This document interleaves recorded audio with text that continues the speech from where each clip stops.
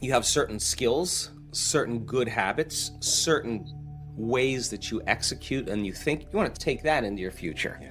But don't take your lack or your insecurity. Don't take your pain or your misery. That stays. Yeah. And if you can't think greater than how you feel in your life, then you're thinking in the past, and your life will stay the same. So teaching people how to break out of the biology of their hardwired programs, the biology of the conditioning emotionally of their body, the biology of their habituations is a process that requires a great amount of energy and awareness. But people are doing it, and they're doing it really successfully. Yeah. The story we tell ourselves is how we perceive the world. And so then when we create the difficulties in our life, it reaffirms the belief that life is hard, that it's really someone out there that's doing it to us, that it's a circumstance in the past that created this. Okay, let's take away the person that did it. Let's shoot him to the moon. Let's erase your past. Now what are you going to do now? You still got to do something, right? You're still alive. And I say we already know how to do this. We already know how to do this. We're wired to be creators. We're wired to do this. The thing that stops us, for the most part, in doing it is really the hormones of stress, because living in stress constantly is living in survival, and living in survival is living in emergency. In an emergency, it's not a time to create. In an emergency, it's not a time to open your heart. It's not a time to learn. It's not even a time to sit still.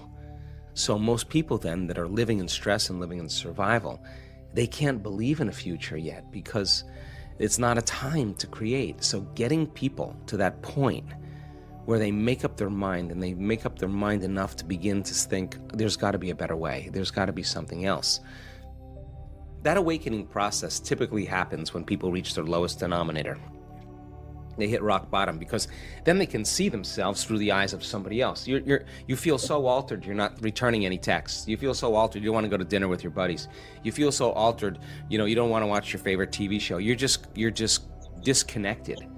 And that's when you start observing yourself. But my message is, why wait for that? I mean, you can learn and change in pain and suffering, or you can learn and change in joy and inspiration. If you're waking up every morning being defined by a vision of the future instead of the memories of the past, and you get up and you're inspired from an elevated self now instead of a limited self, you could observe the old self from an elevated state instead of that diminished state. And people are doing that.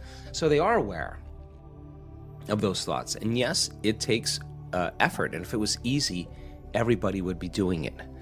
But just because you have a thought doesn't necessarily mean it's true.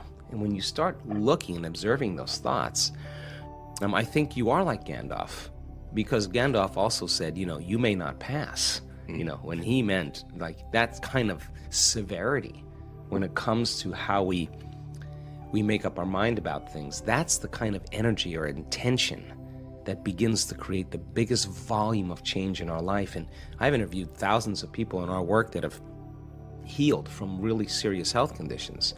And I would say about 90% of them, when I ask them, so what happened? The first thing they say all the time is, I just made up my mind. I just made up my mind I was going to do this. And they made a decision with such firm intention that the amplitude of that decision carried a level of energy that was greater than the hardwired programs in their brain and the emotional conditioning in their body. And the choice that they made caused their body to respond to a new mind. In fact, the choice they made became a moment that they would never forget. It was an event. And the stronger the emotion they felt, the more they paid attention to the choice. And in a sense, they were remembering their future. And the body emotionally was getting a sampling, a taste of the future. And they're aligned to that future, and that's when the body's healing began. That's when the miracle started, right in that moment. That's how powerful we really are. Now, what if you did that every day? What if you made up your mind every single day you weren't going to get up from your meditation until you were that person you wanted to be? Game on now. Because you'd have to do battle with all the things that are not consistent with it, and that's exactly how our brain works. So then, if you want to be wealthy, you can't feel lack. You want to be a master, you can't judge your coworker. You want to be like somebody great in history, then you better execute peace in every area of your life. That's the law. So You take the prayer out on the road now. You take the prayer, you're the living example of the prayer. That's where it is.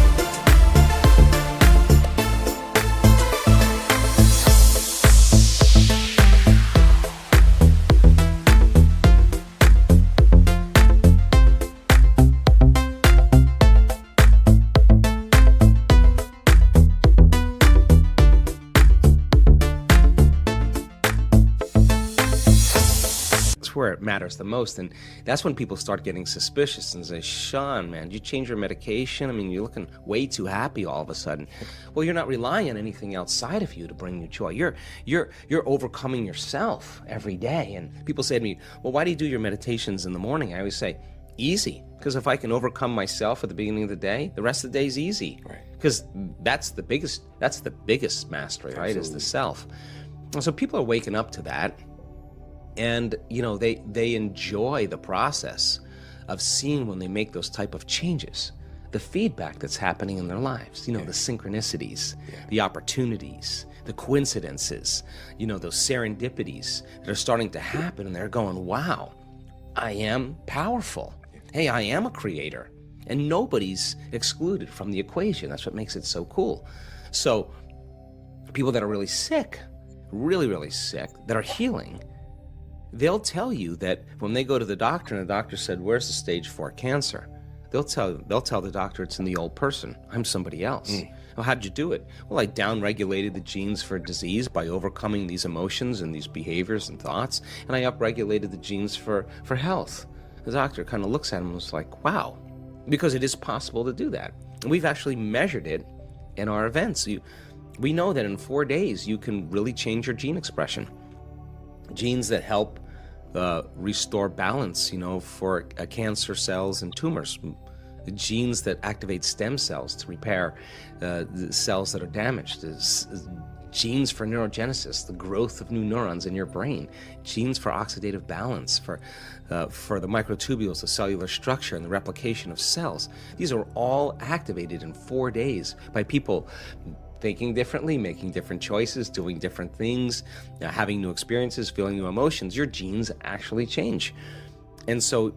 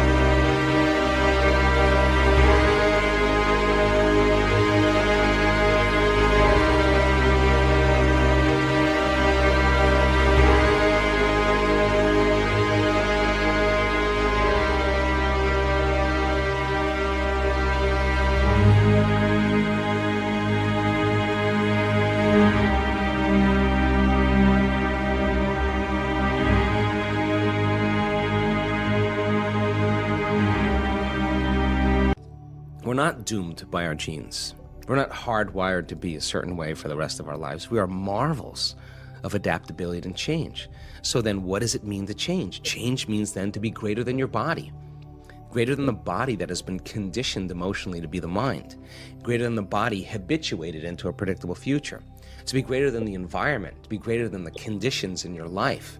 And if you're not being defined by a vision of the future and you wake up every morning, it makes total sense then when you see the same people and you go to the same places and you do the exact same thing at the exact same time. Now your personality is no longer creating your personal reality. Your personal reality is creating your personality because every person, every object, every thing, every place is mapped neurologically in your brain. And since you've experienced your boss, since you've experienced your coworker, since you've experienced your ex, the moment you've experienced them at some point, there's an emotion associated with them. So then all of a sudden people wake up and they're not aware of this, but their environment is influencing the way they think and the way they feel. So when things are going good, they feel good. When things are bad, they feel bad, which means they're victims to their environment. Why are you unhappy? Well, this person made me unhappy, which means unconsciously, that person is actually controlling the way I feel and the way I think. Now I'm a victim to that circumstance. So to change then is to be greater than that environment. So then you would have to reprogram the way you'd think and the way you'd feel to no longer return back to the same state of being. Now that's the mastery, because it isn't just having a great meditation and then getting on the freeway and flipping everybody off or judging your coworker. Right. You just return back to the old self. You got to be able to maintain that modified state of mind and body your entire day. And if you can, get ready, because weird things are going to happen in your life. So the person who's starting to try it out in a curious way, like, let's just do the experiment. Let's just see if I change my energy, I change the way I think I feel, is there going to be some effect in my life? When they start seeing that, they're no longer like, oh, I got to go create my life today. They're actually excited to do it because they don't want the magic to end. They want to keep it going. Now, that's when it gets kind of cool, because this is when you start believing in yourself. And when you believe in yourself, you believe in possibilities, right? And when you believe in possibilities, you got to believe in yourself. When you stop believing in possibilities, you can't believe in yourself. So people are waking up and going, wow, it doesn't matter your skin color, doesn't matter how rich you are, doesn't matter how healthy you are, it doesn't matter how young you are, how old you are, how in shape, out of shape, not even if you've ever meditated before. It doesn't even matter. It's a formula. And you don't need 40 years of dedication to meditation to get it. You just got to understand the formula. And like playing ping pong or hitting a golf ball or dancing the salsa, you're going to figure it out sooner or later, and it's going to get easier and it's going to get fun. That's what we want for people.